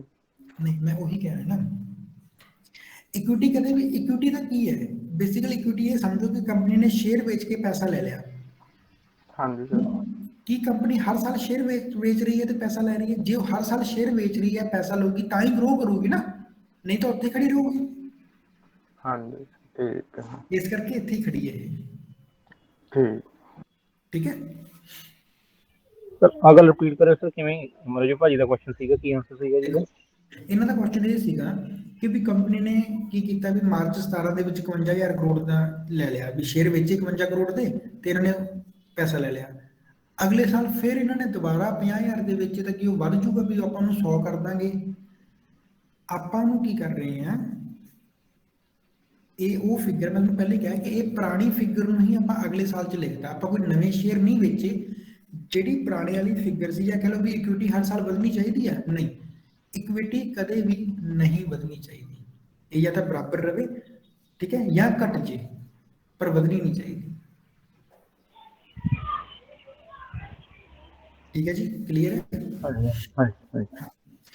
ਹੁਣ ਫਿਰ ਆਪਾਂ ਅੱਗੇ ਦੇਖੋ ਰਿਜ਼ਰਵ ਚ ਆ ਜਾਓ। ਹੁਣ ਪਹਿਲਾਂ ਮੈਨੂੰ ਇੱਕ ਬੇਸਿਕ ਜੀ ਗੱਲ ਦੱਸੋ, ਜਿਹੜੇ ਰਿਜ਼ਰਵ ਕੀ ਚੀਜ਼ ਹੁੰਦੀ ਆ? ਜਿਹੜਾ ਆਪਾਂ ਸਾਈਡ ਤੇ ਕੈਸ਼ ਫਲੋ ਰੱਖਦੇ ਆ, ਆਪਣਾ ਜਿਹੜਾ ਰਿਜ਼ਰਵ ਹੁੰਦਾ ਆਪਣੀ ਚੀਜ਼। ਆਪਾਂ ਕਹਿੰਦੇ ਵੀ ਚਲੋ ਇੰਨਾ ਕਿ ਆਪਾਂ ਕੋਲ ਰਿਜ਼ਰਵ ਪਿਆ, ਜੇ ਕੱਲ ਨੂੰ ਕੋਈ ਚੀਜ਼ ਮੁੱਕ, ਆਪਾਂ ਕਹਿੰਦੇ ਤੇਲ ਦੀ ਟੈਂਕੀ ਜੀ, ਆਪਾਂ ਕਹਿੰਦੇ ਵੀ ਚੱਲ 2 ਲੀਟਰ ਰਿਜ਼ਰਵ ਹੁੰਦਾ, ਵੀ ਜੇ ਤੇਲ ਮੁੱਕ ਵੀ ਗਿਆ ਤਾਂ ਆਪਾਂ ਕਹਿੰਦੇ 2 ਲੀਟਰ ਰਿਜ਼ਰਵ ਚ ਪਿਆ, ਉਹਦੇ ਨਾਲ ਚੱਲ ਜੂ ਗੱਡੀ, ਠੀਕ ਹੈ। ਤਾਂ ਹੁਣ ਕਿਸੇ ਕੰਪਨੀ ਦੇ ਜਿਹੜੇ ਰਿਜ਼ਰਵ ਹੈ ਉਹ ਹਰ ਸਾਲ ਵਧਣੇ ਚਾਹੀਦੇ ਆ ਜਾਂ ਘਟਣੇ ਚਾਹੀਦੇ ਆ? ਵਧਣੇ ਚਾਹੀਦੇ। ਵਧਣੇ ਚਾਹੀਦੇ ਆ। ਤਾਂ ਆਪਾਂ ਇੱਥੋਂ ਦੇਖਿਆ ਕਿ ਇਸ ਕੰਪਨੀ ਦੇ ਦੇਖੋ ਹਰ ਸਾਲ ਜਿਹੜੇ ਰਿਜ਼ਰਵ ਹੈ ਉਹ ਵਧ ਰਹੇ ਆ ਜਾਂ ਘਟ ਰਹੇ ਆ? ਵਧ ਰਹੇ ਆ। ਵਧ ਰਹੇ ਆ, ਤੇ ਇਹ ਫਿਰ ਚੰਗੀ ਗੱਲ ਹੈ, ਠੀਕ। ਤੀਜੇ ਨੰਬਰ ਤੇ ਆ ਜਾਓ, ਟੋਟਲ ਡੈਟ, ਜਿਹੜਾ ਕਰਜ਼ਾ ਹੈ। ਹੁਣ ਮੈਨੂੰ ਦੱਸੋ, ਜਿਹੜੀ ਡੈਟ ਹੈ ਉਹ ਹਰ ਸਾਲ ਵਧਣਾ ਚਾਹੀਦਾ ਕਿ ਘਟਣਾ ਚਾਹੀਦਾ? ਘਟਣਾ ਚਾਹੀਦਾ। ਘਟਣਾ ਚਾਹੀਦਾ। ਹੁਣ ਪਰ ਇਹ ਜਦੋਂ ਆਪਾਂ ਇਸ ਕੰਪਨੀ 'ਚ ਦੇਖਦੇ ਹਾਂ ਕਿ ਪਹਿਲਾਂ ਜ਼ੀਰੋ ਡੈਟ ਸੀ ਇਹਨਾਂ ਦੇ ਉੱਪਰ, ਅਖੀਰ 'ਚ ਮਾਰਚ 21 ਚ ਆ ਕੇ ਇਹਨਾਂ ਨੇ 55 ਕਰੋੜ ਰੁਪਏ ਦਾ ਡੈਟ ਲੈ ਲਿਆ। ਹੁਣ ਤੁਸੀਂ ਪੋਜ਼ਿਟਿਵ ਮੰਨੋਗੇ ਕਿ ਨੈਗੇਟਿਵ ਮੰਨੋਗੇ? ਪੋਜ਼ਿਟਿਵ। ਜੇ ਤਾਂ ਹਰ ਸਾਲ ਡੈਟ ਵੱਧ ਰਿਹਾ ਤਾਂ ਉਹਦਾ ਨੈਗੇਟਿਵ ਹੈ, ਪਰ ਆਪਾਂ ਦੇਖਿਆ ਵੀ ਪਹਿਲਾਂ ਤਾਂ ਜ਼ੀਰੋ ਸੀ, ਫਿਰ ਵੈਸੇ ਵੀ ਆਪਾਂ ਦੇਖਿਆ ਕਿ ਕੰਪਨੀ ਦੀ ਨੈਟਵਰਥ ਕਿੰਨੀ ਹੈ, 5500 ਕਰੋੜ ਰੁਪਏ ਦੀ। ਲੋਨ ਕਿੰਨਾ ਲਿਆ? 55 ਕਰੋੜ। ਕੋਈ ਮਾਇਨੇ ਰੱਖਦਾ? ਨਹੀਂ ਸਰ। ਠੀਕ ਹੈ ਨਾ। ਹੁਣ ਜੇ ਮੰਨ ਲਓ ਕੰਪਨੀ ਹੈਗੀ ਹੈ 20,000 ਕਰੋੜ ਦੀ, ਉਹਨੇ ਲੋਨ ਲੈ ਲਿਆ ਹੈਗਾ 18,000 ਕਰੋੜ, ਤਾਂ ਆਪਾਂ ਨੂੰ ਚੰਗਾ ਮੰਨਾਂਗੇ ਕਿ ਬੁਰਾ ਮੰਨਾਂਗੇ? बुरा। पर कंपनी 20,000 करोड़ दी, उन्हें 1 करोड़ का लोन लिया होया, तो कोई मायने नहीं रखता। इस कंपनी नेटवर्क कितनी है जी, टोटल मार्केट कैप कितनी है जी?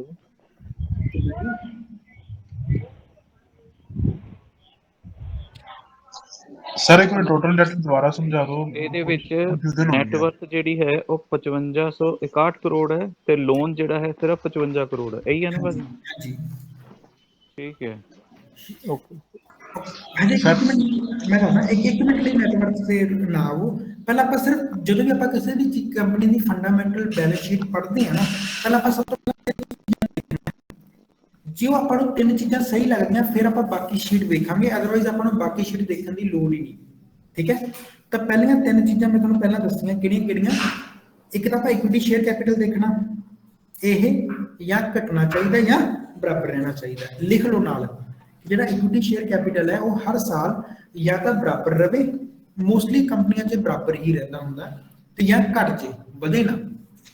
ਸੈਕੰਡ ਚੀਜ਼, ਜਿਹੜੇ ਦੇ ਰਿਜ਼ਰਵ ਹੈ ਉਹ ਹਮੇਸ਼ਾ ਵਧਣੇ ਚਾਹੀਦੇ, ਕੰਪਨੀ ਦੇ ਰਿਜ਼ਰਵ ਹਮੇਸ਼ਾ ਵਧਣੇ ਚਾਹੀਦੇ ਆ।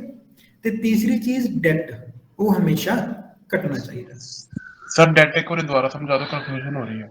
मैं करूँ, देखो पहले सिर्फ डेट समझो, डेट की है कर्जा। हाँ जी सर। ठीक है। ਹੁਣ ਜਦੋਂ ਆਪਾਂ ਕਹਿੰਦੇ ਵੀ ਕਿਸੇ ਬੰਦੇ ਸਿਰ ਕਰਜ਼ਾ ਵਧਣਾ ਚਾਹੀਦਾ ਜਾਂ ਘਟਣਾ ਚਾਹੀਦਾ? घटना रहेगा। ਘਟਣਾ ਚਾਹੀਦਾ। ਬਸ ਇੰਨੀ ਗੱਲ ਸਮਝੋ ਪਹਿਲਾਂ, ਬਾਕੀ ਮੈਂ ਸਭ ਸਮਝਾਉਣਾ ਤੁਹਾਨੂੰ।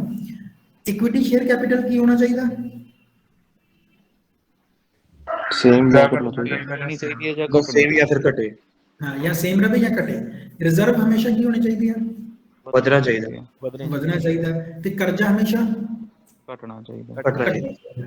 ਹੁਣ ਜੇ ਕਿਸੇ ਕੰਪਨੀ, ਕਿਸੇ ਵੀ ਕੰਪਨੀ ਦੀ ਮੰਨ ਲਓ ਤੁਸੀਂ ਬੈਲੈਂਸ ਸ਼ੀਟ ਦੇਖ ਰਹੇ ਹੋ, ਜੇ ਉਹ ਇਹਨਾਂ ਚੀਜ਼ਾਂ ਤੇ ਖਰੀ ਉਤਰਦੀ ਹੈ, ਇਹਨਾਂ ਪਹਿਲੀਆਂ ਤਿੰਨ ਚੀਜ਼ਾਂ ਤੇ ਵੀ ਜੋ ਮੈਂ ਸਿਖਾਇਆ ਉਹ ਇਹਨਾਂ ਤੇ ਸਹੀ ਚੱਲ ਰਹੀ ਹੈ, ਤਾਂ ਆਪਾਂ ਅੱਗੇ ਉਹਦੀ ਬੈਲੈਂਸ ਸ਼ੀਟ ਪੜਾਂਗੇ, ਵਰਨਾ ਉਹਦੀ ਬੈਲੈਂਸ ਸ਼ੀਟ ਪੜਨ ਦੀ ਲੋੜ ਹੀ ਨਹੀਂ, ਉਹ ਕੰਪਨੀ ਰਿਜੈਕਟ ਕਰ ਦਿਓ। ਗੱਲ ਆਈ ਸਮਝ? ਹਾਂਜੀ ਸਰ। ਆਪਾਂ ਐਵੇਂ ਮਿਹਨਤ ਕਰੀ ਚੱਲੀਏ, ਆਪਾਂ ਨੂੰ ਪਹਿਲੀਆਂ ਤਿੰਨ ਚੀਜ਼ਾਂ ਵੇਖ ਕੇ ਹੀ ਪਤਾ ਲੱਗ ਜਾਂਦਾ ਵੀ ਕੰਪਨੀ ਕਿੰਨੇ ਕੁ ਪਾਣੀ 'ਚ ਹੈ। ਠੀਕ ਹੈ। ਜਿਹੜੀਆਂ ਇਹ ਤਿੰਨ ਚੀਜ਼ਾਂ ਸਹੀ ਹੈ ਤਾਂ ਬਾਕੀ ਵੀ ਮੋਸਟ ਪ੍ਰੋਬਬਲੀ ਸਹੀ ਹੋ ਜਾਣਗੀਆਂ। ਕਲੀਅਰ? ਅੱਛਾ ਇੱਕ ਗੱਲ ਹੋਰ ਦੱਸੋ, ਇਕੁਇਟੀ ਸ਼ੇਅਰ ਦੇ ਨਾਲ ਟੋਟਲ ਸ਼ੇਅਰ ਕੈਪੀਟਲ ਕਈ ਵਾਰ ਪ੍ਰੈਫਰੈਂਸ ਸ਼ੇਅਰ ਵੀ ਪਏ ਹੁੰਦੇ, ਉਹ ਦੇਖਣ ਦੀ ਲੋੜ ਹੁੰਦੀ ਹੈ? ਨਹੀਂ ਨਹੀਂ ਨਹੀਂ, ਉਹ ਨਹੀਂ ਆਪਾਂ ਦੇਖਣਾ। ਠੀਕ ਹੈ। ਠੀਕ ਹੈ। ਇੰਨੀ ਗੱਲ ਸਮਝ ਆ ਗਈ ਜੀ? ਤਿੰਨ ਚੀਜ਼ਾਂ ਦੀ ਗੱਲ ਸਮਝ ਆ ਗਈ ਸਭ ਨੂੰ? हाँ जी सर। ਹਾਂਜੀ। ਹੁਣ ਆਪਾਂ ਅੱਗੇ ਵਧਦੇ ਹਾਂ। ਹੁਣ ਆਪਾਂ ਦੇਖਿਆ, ਹੁਣ ਨੈਟਵਰਕ ਤੇ ਆ ਜਾਓ। ਨੈਟਵਰਕ ਦਾ ਮਤਲਬ ਕੀ ਹੈ ਕਿ ਕੰਪਨੀ ਦੀ ਵੈਲਿਊ ਕਿੰਨੀ ਹੈ।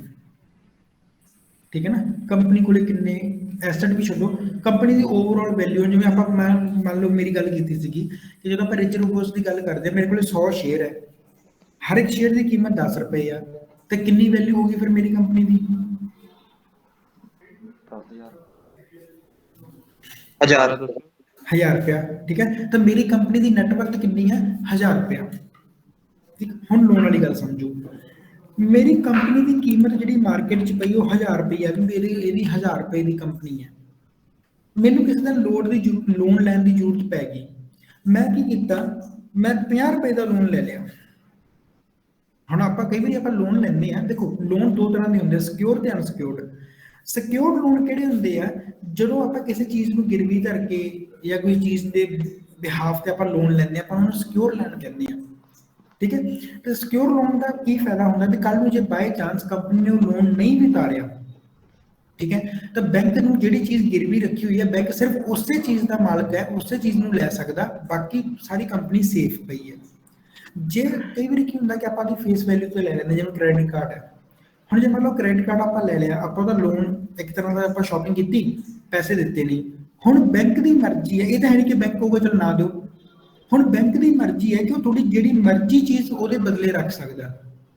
ਇਹ ਚੀਜ਼ ਚੰਗੀ ਹੈ ਵੀ ਬੈਂਕ ਜਿਹੜੀ ਮਰਜ਼ੀ ਚੀਜ਼ ਰੱਖ ਲੇ, ਕਿ ਇਹ ਚੀਜ਼ ਚੰਗੀ ਹੈ ਵੀ ਬੈਂਕ ਨੂੰ ਜਿਹੜੀ ਚੀਜ਼ ਤੇ ਆਪਾਂ ਬਿਹਾਫ ਤੇ ਲੋਨ ਲਿਆ ਸਿਰਫ ਬੈਂਕ ਉਸੇ ਨੂੰ ਰੱਖ ਸਕਦਾ ਹੈ। यानी कि अपन सिक्योर लोन कहता ना भी कंपनी की कीमत कितनी है, मेरी कंपनी की कीमत कितनी है? 1000 रुपया। मैं लोन कितना लिया? 50 रुपये। ਤੇ 50 ਰੁਪਏ ਵੀ ਮੈਂ ਕਾਹਦੇ ਦੇ ਲਏ? ਮੰਨ ਲਓ ਮੇਰੇ ਕੋਲ ਇੱਕ ਬਿਜ਼ਨਸ, ਮੇਰੇ ਕੋਲ ਇੱਕ ਜ਼ਮੀਨ ਦਾ ਪਲਾਟ ਪਿਆ ਸੀਗਾ, ਮੈਂ ਉਹ ਬੈਂਕ ਨੂੰ ਦੇਤਾ ਵੀ ਆ ਤੁਸੀਂ ਲੈ ਲਓ ਜੀ, ਤੇ ਮੈਨੂੰ ਇਹਦੇ ਬਦਲੇ 50 ਰੁਪਏ ਲੋਨ ਦੇ ਦਿਓ। ਹੁਣ ਮੈਨੂੰ ਪਤਾ ਵੀ ਮੇਰੀ 1000 ਰੁਪਏ ਦੀ ਕੰਪਨੀ ਹੈ, ਉਹਦੇ ਚੋਂ ਮੈਂ ਇੱਕ ਛੋਟਾ ਜਿਹਾ ਜ਼ਮੀਨ ਦਾ ਟੁਕੜਾ ਗਿਰਵੀ ਰੱਖ ਕੇ ਲੋਨ ਲੈ ਲਿਆ। ਜੇ ਕੱਲ ਨੂੰ ਮੇਰੇ ਤੋਂ ਲੋਨ ਨਹੀਂ ਵੀ ਚੁਕਾਇਆ ਜਾਂਦਾ, ਮੇਰੀ ਜਿਹੜੀ ਕੰਪਨੀ ਚੱਲ ਰਹੀ ਹੈ ਉਹ ਤਾਂ ਉਦਾਂ ਹੀ ਚੱਲਦੀ ਰਹੂਗੀ ਨਾ। ਬੈਂਕ ਕੀ ਕਰੂਗਾ? ਉਹ ਜ਼ਮੀਨ ਦਾ ਟੁਕੜਾ ਰੱਖ ਲੂਗਾ। ਇੰਨੀ ਗੱਲ ਹੈ ਨਾ। ਬਾਈ ਚਾਂਸ ਆਪਣੇ ਅਨਸਿਕਿਉਰ ਲੋਨ ਹੋ ਗਿਆ। ਕਈ ਵਾਰੀ ਜੇ ਅਨਸਿਕਿਉਰ ਲੋਨ ਹੁੰਦਾ ਨਾ, ਫਿਰ ਉੱਥੇ ਲਿਖਿਆ ਹੁੰਦਾ ਕਿ ਅਨਸਿਕਿਉਰ ਲੋਨ, ਤੇ ਜੇ ਮੰਨ ਲਓ ਅਨਸਿਕਿਉਰ ਲੋਨ ਹੈ, ਮੈਂ ਬੈਂਕ ਤੋਂ 50 ਰੁਪਏ ਤਾਂ ਲੈ ਲਏ, ਪਰ ਮੈਂ ਇਹ ਨਹੀਂ ਕਿਹਾ ਬੈਂਕ ਨੂੰ ਕਿ ਤੁਸੀਂ ਮੇਰੇ ਬਦਲੇ, ਇਹਦੇ ਬਦਲੇ ਕੀ ਲੈ ਸਕਦੇ ਹੋ। ਕੱਲ ਨੂੰ ਬੈਂਕ ਕਹੇ ਜੀ ਮੈਂ ਤਾਂ ਜਿਹੜੀ ਤੁਹਾਡੀ ਮਸ਼ੀਨਰੀ ਹੈ ਉਹ ਲੈਣੀ ਹੈ, ਕੀ ਮੈਂ ਬੈਂਕ ਨੂੰ ਮਨਾ ਕਰ ਸਕਦਾ? ਨਹੀਂ, ਕਿਉਂਕਿ ਮੈਂ ਲੋਨ ਨਹੀਂ ਚੁਕਾਇਆ। ਬੈਂਕ ਮੇਰੀ ਮਸ਼ੀਨਰੀ ਵੀ ਲੈ ਕੇ ਜਾ ਸਕਦੀ ਹੈ। ਜੇ ਬੈਂਕ ਮੇਰੀ ਮਸ਼ੀਨਰੀ ਲੈ ਗਈ, ਮੇਰਾ ਤਾਂ ਕੰਮ ਖੜ ਗਿਆ। ਤੇ ਇਹ ਚੀਜ਼ ਫਿਰ ਮੇਰੇ ਲਈ ਬੁਰੀ ਹੋਈ ਨਾ ਕੰਪਨੀ ਲਈ, ਕਿ ਮੈਂ ਪਹਿਲਾਂ ਬੈਂਕ ਨਾਲ ਗੱਲ ਹੀ ਨਹੀਂ ਕੀਤੀ, ਬੈਂਕ ਕਿਹੜੀ ਚੀਜ਼ ਲੈ ਕੇ ਜਾਓ, ਮੈਨੂੰ ਕੋਈ ਗਿਰਵੀ ਤਾਂ ਕੁਝ ਰੱਖਿਆ ਨਹੀਂ। ਹੁਣ ਵਿਜੇ ਮਾਲਿਆ ਨਾਲ ਕੀ ਹੋਇਆ? ਲੋਨ ਤਾਂ ਬਹੁਤ ਲੈ ਲਿਆ ਉਹਨੇ, ਠੀਕ ਹੈ। ਹੁਣ ਉਹਦੀ ਸਾਰੀ ਬੈਂਕ ਦੀ ਮਰਜ਼ੀ ਵੀ, ਉਹਦਾ ਘਰ ਵੀ ਵੇਚ ਦੇ, ਬੈਂਕ ਦੀ ਮਰਜ਼ੀ ਉਹਦੀ ਫੈਕਟਰੀ ਵੀ ਵੇਚ ਦੇ। ਹੁਣ ਸਾਰਾ ਕੰਮ ਬੈਂਕ ਕਰੀ ਜਾਂਦੇ ਨਾ, ਬੈਂਕ ਦੀ ਮਰਜ਼ੀ ਆ ਵੀ ਵੇਚਦਾ, ਬੈਂਕ ਦੀ ਮਰਜ਼ੀ ਜੀ ਆ ਵੀ ਵੇਚਦਾ। ਹੁਣ ਬੈਂਕ ਕੀ ਕਹਿ ਰਹੀ ਹੈ? ਬੈਂਕ ਦੀ ਜੀ ਜਿਹੜਾ ਦਾ ਬੰਗਲਾ ਹੈ, ਉਹਦੀ ਵੈਸੇ ਉਹਦੀ ਮੰਨ ਲਓ ਕੀਮਤ ਉਹਨਾਂ ਨੇ ਲਾਈ ਵੀ 3 ਕਰੋੜ ਦਾ, ਬੈਂਕ ਦਾ ਨਾਂ ਜੀ ਅਸੀਂ ਤਾਂ 1.5 ਕਰੋੜ 'ਚ ਰੱਖਣਾ ਇਹ ਬੰਗਲਾ। ਜੇ ਪਹਿਲਾਂ ਉਹਨੇ ਬੈਂਕ ਆਪਦੀ ਉਹਦੀ ਕੀਮਤ ਲਵਾਈ ਹੁੰਦੀ ਵੀ ਮੇਰਾ 3 ਕਰੋੜ ਦਾ ਬੰਗਲਾ, ਮੈਂ 3 ਕਰੋੜ ਦਾ ਲੋਨ ਲੈ ਰਿਹਾ, ਤਾਂ ਅੱਜ 3 ਕਰੋੜ ਦਾ ਵਿਕਣਾ ਸੀ। ਹੁਣ ਬੈਂਕ ਦੀ ਮਰਜ਼ੀ ਉਹਨੂੰ 3 ਕਰੋੜ ਦੇਵੇ ਨਾ ਦੇਵੇ, ਬੈਂਕ ਦਾ ਨਾਮ ਮੈਂ ਤਾਂ ਕਰੋੜ 'ਚ ਰੱਖੂੰਗਾ, ਮੈਨੂੰ 2 ਕਰੋੜ ਹੋਰ ਕੁਝ ਵੇਚ ਕੇ ਦਿਓ, ਤਾਂ ਫਿਰ ਅਨਸਿਕਿਉਰ ਹੋ ਗਿਆ ਨਾ। ਇਹ ਚੀਜ਼ ਹੁੰਦੀ ਹੈ। ਕਲੀਅਰ ਇੰਨੀ ਗੱਲ? ਹਾਂਜੀ ਸਰ। ਠੀਕ ਹੈ। ਤਾਂ ਸਟਾਰਟਿੰਗ 'ਚ ਆਪਾਂ 3 ਚੀਜ਼ਾਂ ਦੇਖੀਆਂ, ਟੋਟਲ ਸ਼ੇਅਰ ਕੈਪੀਟਲ ਜਾਂ ਇਕੁਇਟੀ ਸ਼ੇਅਰ ਕੈਪੀਟਲ, ਇਹ ਜਾਂ ਸੇਮ ਰਵੇ ਜਾਂ ਫਿਰ ਘਟਦਾ ਜਾਵੇ, ਰਿਜ਼ਰਵ ਵੱਧਦੇ ਜਾਣ ਤੇ ਡੈਟ ਘਟਦੇ ਜਾਣ। ਜੇ ਥੋੜਾ ਬਹੁਤ ਕਿਸੇ ਕੰਪਨੀ ਦੇ ਡੈਟ ਹੈ ਤਾਂ ਆਪਾਂ ਨੂੰ ਨੈਗੇਟਿਵ ਨਹੀਂ ਮੰਨਣਾ, ਆਪਾਂ ਦੇਖਣਾ ਕਿ ਸਿਕਿਉਰ ਲੋਨ ਹੈ ਕਿ ਅਨਸਿਕਿਉਰ ਲੋਨ ਹੈ। ਆਪਾਂ ਦੇਖਿਆ ਕਿ ਕੰਪਨੀ ਦੀ ਨੈਟਵਰਥ, ਕੰਪਨੀ ਹੈਗੀ ਹੈ 5500 ਕਰੋੜ ਰੁਪਏ ਦੀ, ਉਹਨੇ ਲੋਨ ਕਿੰਨਾ ਲਿਆ? ਸਾਰਾ 55 ਕਰੋੜ ਦਾ। ਤਾਂ ਆਪਾਂ ਇਹਨੂੰ ਆਪਾਂ ਨੈਗੇਟਿਵ ਨਹੀਂ ਮੰਨ ਸਕਦੇ। ਕਲੀਅਰ ਹੈ ਜੀ ਇੰਨੀ ਗੱਲ? ਹਾਂਜੀ ਠੀਕ ਹੈ। ਹੁਣ ਆਪਾਂ ਫਿਰ ਅੱਗੇ ਦੇਖਦੇ ਹਾਂ ਟੋਟਲ ਲਾਇਬਿਲਿਟੀ। ਸਰ ਅਨਸਿਕਿਉਰਡ ਲੋਨ ਬਿਲਕੁਲ ਵੀ ਨਹੀਂ ਹੋਣੇ ਚਾਹੀਦੇ ਫਿਰ ਇਹਨਾਂ ਕੋਲ? ਨਹੀਂ, ਪਰ ਉਹੀ ਗੱਲ ਨਾ, ਆਪਾਂ ਦੇਖਦੇ ਆ ਵੀ ਕੰਪਨੀ ਦੀ ਨੈਟਵਰਥ ਕਿੰਨੀ ਹੈ। ਵੈਸੇ ਤਾਂ ਅਨਸਿਕਿਉਰ ਲੋਨ ਨਾ ਹੋਣ ਤਾਂ ਚੰਗੀ ਗੱਲ ਹੈ, ਪਰ ਫਿਰ ਉਹੀ ਗੱਲ ਆਪਾਂ ਅਲਟੀਮੇਟਲੀ ਇਹ ਦੇਖਾਂਗੇ ਵੀ ਕੰਪਨੀ ਕਿੰਨੇ ਕਰੋੜ ਦੀ ਹੈ। ਹੁਣ ਮੰਨ ਲਓ ਜਿਵੇਂ ਆਪਾਂ ਮੇਰੀ ਗੱਲ ਕੀਤੀ, ਮੇਰੀ 1000 ਰੁਪਏ ਦੀ ਕੰਪਨੀ ਹੈ। ਕਈ ਵਾਰੀ ਕੀ ਹੁੰਦਾ, ਆਪਾਂ ਨੂੰ ਇਦਾਂ ਦੇ ਲੋਨ ਲੈਣੇ ਪੈ ਜਾਂਦੇ ਆ। ਮੰਨ ਲਓ ਮੇਰੀ 1000 ਰੁਪਏ ਦੀ ਕੰਪਨੀ ਹੈ, 50 ਰੁਪਏ ਜਿਹੜਾ ਮੇਰਾ ਲੋਨ ਹੈ ਸਿਕਿਉਰ ਲੋਨ ਹੈ, 1 ਰੁਪਇਆ ਜਾਂ 2 ਰੁਪਏ ਮੇਰਾ ਇਹੋ ਜਿਹਾ ਲੋਨ ਹੈ ਜਿਹੜਾ ਅਨਸਿਕਿਉਰ ਹੈ। ਠੀਕ ਹੈ। ਤਾਂ ਕਈ ਵਾਰੀ ਇਦਾਂ ਹੁੰਦਾ, ਕਈ ਕੰਪਨੀਆਂ ਕ੍ਰੈਡਿਟ ਤੇ ਕੰਮ ਕਰਦੀਆਂ ਨੇ, ਤਾਂ ਉਹਨਾਂ ਨੂੰ ਅਨਸਿਕਿਉਰ ਲੋਨ ਆਪਾਂ ਵਿੱਚ ਐਡ ਕਰ ਲੈਂਦੇ ਆ। ਤਾਂ ਜੇ ਮੇਰੇ 1000 ਰੁਪਏ ਦੀ ਕੰਪਨੀ ਪਿੱਛੇ 1 ਰੁਪਇਆ ਅਨਸਿਕਿਉਰ ਲੋਨ ਹੈ, ਕੀ ਆਪਾਂ ਨੂੰ ਬੁਰਾ ਮੰਨਾਂਗੇ? ਨਹੀਂ। ਪਰ ਮੇਰਾ ਕੀ ਹੋਇਆ, ਮੰਨ ਲਓ ਮੈਂ 50 ਰੁਪਏ ਦਾ ਤਾਂ ਸਿਕਿਉਰ ਲੋਨ ਲਿਆ ਗਿਆ, ਮੈਂ 100 ਰੁਪਏ ਦਾ ਜਾਂ 150 ਰੁਪਏ ਦਾ ਲੈਣਾ ਅਨਸਿਕਿਉਰ ਲੋਨ, ਕੀ ਇਹ ਚੰਗੀ ਗੱਲ ਹੈ? ਨਹੀਂ। ਠੀਕ ਹੈ ਨਾ, ਇਹ ਚੰਗੀ ਗੱਲ ਨਹੀਂ ਹੈ। ਤਾਂ ਇਸੇ ਕਰਕੇ ਫਿਰ ਆਪਾਂ ਦੇਖਦੇ ਹਾਂ ਵੀ ਕੰਪਨੀਆਂ ਦੇ ਅਨਸਿਕਿਉਰ ਲੋਨ ਨਾ ਹੀ ਹੋਵੇ ਤਾਂ ਜ਼ਿਆਦਾ ਬੈਟਰ ਹੈ। ਅੱਛਾ, ਦੂਜੀ ਗੱਲ, ਇੱਥੇ ਸਿਕਿਉਰਡ ਲੋਨ ਲਿਖਿਆ ਹੋਇਆ, ਏਦਾਂ ਹੀ ਇੱਥੇ ਅਨਸਿਕਿਉਰਡ ਵੀ ਲਿਖਿਆ ਹੋਏਗਾ ਫਿਰ? ਹਾਂਜੀ, ਜੇ ਉਹ ਅਨਸਿਕਿਉਰਡ ਲੋਨ ਹੋਇਆ ਤਾਂ ਉੱਥੇ ਲਿਖਿਆ ਹੋਏਗਾ ਅਨਸਿਕਿਉਰਡ ਲੋਨ। ਜੇ ਦੋਨੋਂ ਹੋਣਗੇ ਤਾਂ ਦੋਨੋਂ ਮੈਂਸ਼ਨ ਹੋਣਗੇ। ਅਗਰ ਦੋਵਾਂ ਨੂੰ ਜੋੜ ਕੇ ਟੋਟਲ ਡੈਟ ਲਿਖਿਆ ਹੋਏਗਾ, ਮੰਨ ਲਓ ਇਹੀ ਕੰਪਨੀ ਹੈ, 55 ਇਹਦਾ ਹੈਗਾ ਸਿਕਿਉਰ ਲੋਨ, ਮੰਨ ਲਓ 5 ਇਹਦਾ ਅਨਸਿਕਿਉਰ ਲੋਨ ਹੁੰਦਾ, ਉੱਥੇ ਨੀਚੇ ਇੱਕ ਨਵਾਂ ਟੈਬ ਬਣ ਜਾਏਗਾ ਕਿ ਅਨਸਿਕਿਉਰ ਲੋਨ 5 ਕਰੋੜ ਤੇ ਟੋਟਲ ਡੈਟ 60 ਕਰੋੜ ਹੋ ਜਾਊਗਾ। ਠੀਕ ਹੈ ਸਰ ਦੇਖੋ ਸਰ, ਜਿਵੇਂ ਜੇ ਅਨਸਿਕਿਉਰ ਲੋਨ ਜੋ ਨਾ ਚੁਕਾ ਪਾਇਆ, ਹਾਂਜੀ, ਤਾਂ ਮਤਲਬ ਸਾਰੀ ਨੈਟਵਰਕ ਤਾਂ ਨਹੀਂ ਜ਼ਬਤ ਕਰ ਸਕਦਾ? ਨਹੀਂ, ਸਾਰੀ ਨੈਟਵਰਕ ਨਹੀਂ ਜ਼ਬਤ ਕਰ ਸਕਦਾ। ਆਪਾਂ ਤਾਂ ਹੀ ਕਹਿੰਦੇ ਆ ਨਾ ਵੀ ਚੱਲ ਜੇ ਬੈਂਕ ਮੰਨ ਲਓ ਅਨਸਿਕਿਉਰ ਲੋਨ ਹੈ, ਉਹ ਨਾ ਚੁਕਾ ਪਾਇਆ, ਠੀਕ ਹੈ, ਤਾਂ 1000 ਰੁਪਏ ਦੀ ਪ੍ਰੋਫਿਟ ਚੋਂ ਕਿੰਨਾ ਕੁ ਹੈ? 1 ਰੁਪਇਆ। ਉਹ 1 ਰੁਪਏ ਦੇ ਬਦਲੇ ਬੈਂਕ ਕੀ ਕਰੂਗਾ? ਵੱਧ ਤੋਂ ਵੱਧ 2 ਰੁਪਏ ਦੀ ਚੀਜ਼ ਜ਼ਬਤ ਕਰ ਲੂਗਾ, ਬਾਕੀ ਦਾ 998 ਰੁਪਏ ਮੇਰੇ ਕੋਲੇ ਪਏ ਹੈ ਨਾ। ਠੀਕ, ਇਹ ਚੀਜ਼ ਹੁੰਦੀ ਹੈ। ਸਰ ਜਿਹੜਾ ਰਿਜ਼ਰਵ ਹੁੰਦਾ ਜੀ, ਇਹ ਨੈਟਵਰਕ ਚ ਗਿਣਿਆ ਜਾਂਦਾ ਜੀ? ਹਾਂਜੀ,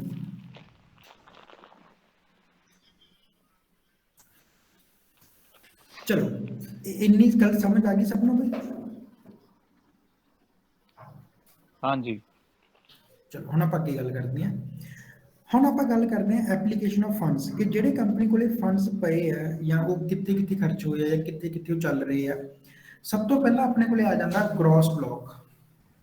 ਗ੍ਰੋਸ ਬਲੌਕ ਦੇਖੋ ਕੀ ਚੀਜ਼ ਹੁੰਦੀ ਹੈ, ਪਲਾਟ, ਠੀਕ ਹੈ, ਪਲਾਂਟ। ਇੱਕ ਮਿੰਟ ਰੁਕੋ, ਮੈਨੂੰ ਫੋਨ ਆਇਆ, ਮੈਂ ਕਰ ਦੱਸਦਾ ਤੁਹਾਨੂੰ।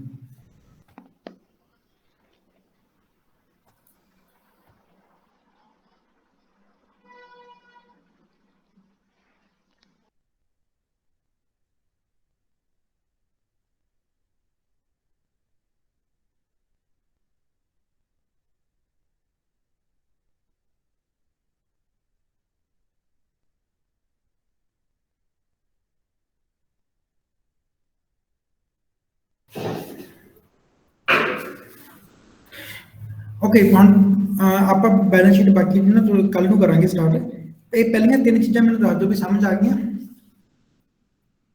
ਸਰ ਜਿਹੜਾ ਰਿਜ਼ਰਵ ਆ ਇਹ ਮੰਨ ਲਓ ਜਿਹੜੀ ਮਨੀ ਹੈ ਇਹਨੂੰ ਆਪਾਂ ਕੈਸ਼ ਫਲੋ ਮਨੀ ਕਹਿੰਦੇ ਆ ਕਿ ਜਾਂ ਕਿਹੜੀ ਮਨੀ ਹੁੰਦੀ ਹੈ ਜਿਹੜੀ ਇਹ ਰਿਜ਼ਰਵਸ ਦੇ ਵਿੱਚ ਆਉਂਦੀ ਹੈ? ਨਹੀਂ, ਇਕੱਲੀ ਕੈਸ਼ ਮਨੀ ਨਹੀਂ ਹੁੰਦੀ ਗੀ। ਰਿਜ਼ਰਵ ਜਿਹੜੀ ਕੋਈ ਵੀ ਕੰਪਨੀ ਰਿਜ਼ਰਵ ਰੱਖਦੀ ਹੈ, ਉਹ ਆਪਦੇ ਕੁਝ ਐਸੈਟਸ ਵੀ ਉਹਦੇ ਵਿੱਚ ਆ ਜਾਂਦੇ ਨੇ, ਜਾਂ ਕੁਝ ਕੱਲੀ ਉਹਦੀ ਬੈਂਕਿੰਗ ਜਿਹੜੀ ਮਨੀ ਆ ਉਹ ਵੀ ਉਹਦੇ ਵਿੱਚ ਰਿਜ਼ਰਵ ਦੇ ਵਿੱਚ ਹੁੰਦੇ ਨੇ, ਠੀਕ ਹੈ।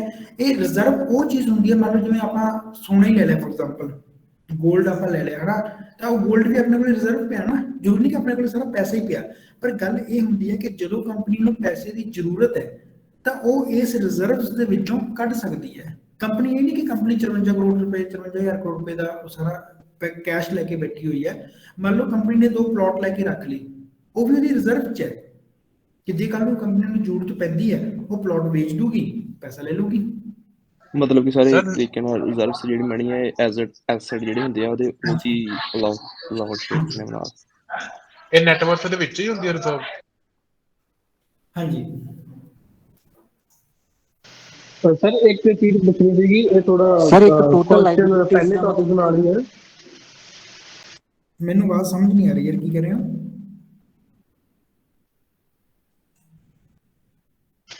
ਸਰ ਜੇ ਐਕਚੁਅਲੀ ਆਫ ਟੌਪਿਕ ਦਾ ਥੋੜਾ ਕੁਐਸਚਨ ਸੀਗਾ, ਜਿਹੜੀ ਆਪਾਂ ਪਹਿਲਾਂ ਟੌਪਿਕ ਡਿਸਕਸ ਕੀਤਾ ਸੀਗਾ, ਜਿੱਦਾਂ ਆਪਾਂ ਇੰਟਰਾਡੇ ਟ੍ਰੇਡਿੰਗ ਕਰਦੇ ਆ ਸਰ, ਤੇ ਆਪਾਂ ਸਵੇਰੇ ਮਾਰਕੀਟ ਓਪਨ ਹੁੰਦੀ ਹੈ ਤਾਂ ਸਟਾਕ ਖਰੀਦ ਲੈਂਦੇ ਆ ਸਰ ਇੰਟਰਾਡੇ ਵਾਸਤੇ, ਤੇ ਉਹਦਾ ਸਰ ਆਪਾਂ ਨੂੰ ਜਿਹੜਾ ਪ੍ਰੋਫਿਟ ਹੁੰਦਾ ਵਾ ਉਹ ਇਸ ਬੇਸਿਸ ਤੇ ਹੁੰਦਾ ਆ ਕਿ ਉਹਦਾ ਅੱਜ ਪ੍ਰਾਈਸ ਵੱਧਦਾ ਹੈ ਕਿ ਘਟਦਾ ਆ?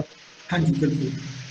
ਉਹ ਮਤਲਬ ਸ਼ਾਮ ਨੂੰ ਜਦੋਂ ਈਵਨਿੰਗ 'ਚ ਆਪਾਂ ਸਟਾਕ ਵੇਚ ਦੇਣਾ ਤਾਂ ਉਹ ਜਦੋਂ ਉਹਦਾ ਪ੍ਰਾਈਸ ਵਧਿਆ ਹੋਇਆ ਉਸ ਹਿਸਾਬ ਨਾਲ ਆਪਾਂ ਨੂੰ ਪ੍ਰੋਫਿਟ ਮਿਲਦਾ। ਬਿਲਕੁਲ ਜੀ। Okay sir, thank you. Sir ਇੱਕ ਬੈਲੈਂਸ ਸ਼ੀਟ ਦੇ ਵਿੱਚ ਟੋਟਲ ਲਾਇਬਿਲਿਟੀਜ਼ ਦਾ ਮਤਲਬ ਦੱਸਿਓ। ਉਹ ਆਪਾਂ ਕੱਲ ਕਰਦੇ ਹਾਂ, ਆਪਾਂ ਅੱਜ ਪਹਿਲਾਂ ਹੀ ਤਿੰਨ ਚੀਜ਼ਾਂ ਹੀ ਕਰਨੀਆਂ ਹੈਗੀਆਂ ਨੇ, ਕਿਉਂਕਿ ਨਾ ਫਿਰ ਆਪਣੀ ਕਿਉਂਕਿ ਟਾਈਮ ਹੋ ਚੱਲਿਆ, ਫਿਰ ਆਪਣੀ ਲੈ ਟੁੱਟ ਜਾਣੀ ਹੈ, ਫਿਰ ਸਮਝ ਨਹੀਂ ਆਉਣੀ। ਅੱਜ ਆਪਾਂ ਤਿੰਨ ਚੀਜ਼ਾਂ ਜਿਹੜੀਆਂ ਬੇਸਿਕ ਦੇਖਦੇ ਹਾਂ ਕਿਸੇ ਵੀ ਬੈਲੈਂਸ ਸ਼ੀਟ ਦੇ ਵਿੱਚ, ਉਹ ਆਪਾਂ ਕੀਤੀਆਂ ਨੇ। ਆਪਾਂ ਕੀਤਾ ਕਿ ਜਿਹੜਾ ਇਕੁਇਟੀ ਸ਼ੇਅਰ ਕੈਪੀਟਲ ਹੈ ਉਹ ਸੇਮ ਰਹਿਣਾ ਚਾਹੀਦਾ ਹੈ, ਰਿਜ਼ਰਵਸ ਹਮੇਸ਼ਾ ਕੰਪਨੀ ਦੇ ਵਧਣੇ ਚਾਹੀਦੇ ਆ, ਤੇ ਡੈਟ ਹਮੇਸ਼ਾ ਘਟਣਾ ਚਾਹੀਦਾ ਹੈ। ਬਸ ਇੰਨੀ ਗੱਲ ਪੱਲੇ ਪੈ ਗਈ। ਹਾਂਜੀ ਸਰ।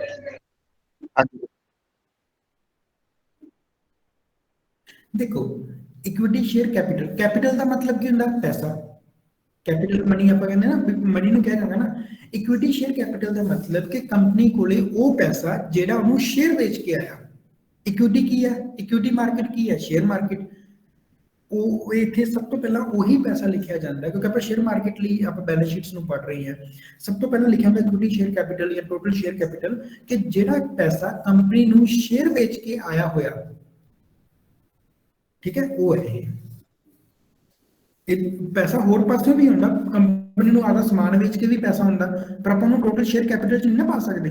ਕੰਪਨੀ ਨੂੰ ਮੰਨ ਲਓ ਕੋਈ ਕੰਪਨੀ ਨੇ ਹੋਰ ਕੰਮ ਕੀਤਾ, ਕੰਪਨੀ ਨੇ ਕਿਤੇ ਹੋਰ ਇਨਵੈਸਟਮੈਂਟ ਕੀਤੀ, ਮੰਨ ਲਓ ਕੰਪਨੀ ਨੇ ਸਟਾਕ ਮਾਰਕੀਟ 'ਚ ਹੀ ਆਪਦਾ ਪੈਸਾ ਲਾਤਾ, ਉੱਥੋਂ ਵੀ ਪੈਸਾ ਆਇਆ, ਪਰ ਉਹ ਸ਼ੇਅਰ ਵੇਚ ਕੇ ਤਾਂ ਨਾ ਆਇਆ। ਆਪਦੇ ਸ਼ੇਅਰ ਵੇਚ ਕੇ ਕੰਪਨੀ ਨੂੰ ਜਿੰਨਾ ਪੈਸਾ ਆਇਆ ਉਹਨੂੰ ਆਪਾਂ ਕਹਿੰਦੇ ਆ ਇਕੁਇਟੀ ਸ਼ੇਅਰ ਕੈਪੀਟਲ। ਹੋਰ ਜੀ ਕਿਸੇ ਦਾ ਕੋਈ ਡਾਊਟ? ਸਰ ਇੱਕ ਮੇਰਾ ਥੋੜਾ ਆਫ ਟੌਪਿਕ ਕੁਐਸਚਨ ਸੀਗਾ। ਹਾਂਜੀ ਕੋਈ ਗੱਲ ਨਹੀਂ, ਪੁੱਛੋ। ਸਰ ਰਾਈਟ ਨਾਓ ਜੀ ਕਿਵੇਂ ਜੀ? ਹਾਂਜੀ, ਤੇ ਸਰ ਮੇਰੇ ਕੋਲ ਨਾ ਫਿਲਹਾਲ ਜਿੱਦਾਂ ਕਿ ਨਾ ਟਾਟਾ ਮੋਟਰਸ ਦੇ 20 ਸ਼ੇਅਰ ਨੇ ਜੀ। ਐਕਚੁਅਲੀ ਜਸਟ ਮੈਂ 1 ਮਹੀਨਾ ਕੁ ਪਹਿਲਾਂ ਹੀ ਮਤਲਬ ਸਟਾਰਟ ਕੀਤਾ ਸੀਗਾ ਜੀ ਕੰਮ। ਕੀ ਹੁੰਦਾ ਰਾਈਟ ਨਾਓ ਜੀ ਸਰ, ਜਦੋਂ ਮੈਂ ਨਾ ਜੀ ਪਰਚੇਸ ਕੀਤੇ ਸੀ ਉਦੋਂ 509 ਰੁਪਏ ਪ੍ਰਾਈਸ ਸੀਗਾ ਜੀ, ਬਟ ਉਹ ਫਲਕਚੁਏਸ਼ਨ ਹੋਈ ਆ ਰਹੀ ਹੈ ਜੀ ਹੈਗੀ ਹੈ ਨਾ ਜੀ। ਤੇ ਲਾਸਟ ਵੀਕ ਕੀ ਹੋਇਆ ਜੀ 495 ਤੇ ਚੱਲ ਮਤਲਬ 480 ਦੇ ਰਾਊਂਡ ਚਲਾ ਗਿਆ। ਮੈਂ ਥੋੜੇ ਚਿਰ ਜਦੋਂ ਉਦੋਂ ਖਰੀਦ ਲਈ ਸੀਗੀ ਮੇਰੀ ਹੁਣ ਔਨ ਐਵਰੇਜ ਨਾ 495 ਆ ਰਹੀ ਹੈ ਜੀ। ਓਕੇ ਅੱਜ ਦੇ ਡੇਢ ਮਤਲਬ ਮਹੀਨੇ ਦੇ ਬਾਅਦ। ਤੇ ਆਪਾਂ ਸਰ ਮੇਰਾ ਕੁਐਸਚਨ ਇਹ ਹੈਗਾ ਸਰ ਆਪਾਂ ਨੇ ਐਕਚੁਅਲੀ ਸ਼ੇਅਰ ਮਾਰਕੀਟਿੰਗ ਕਰਨੀ ਹੈ ਜਾਂ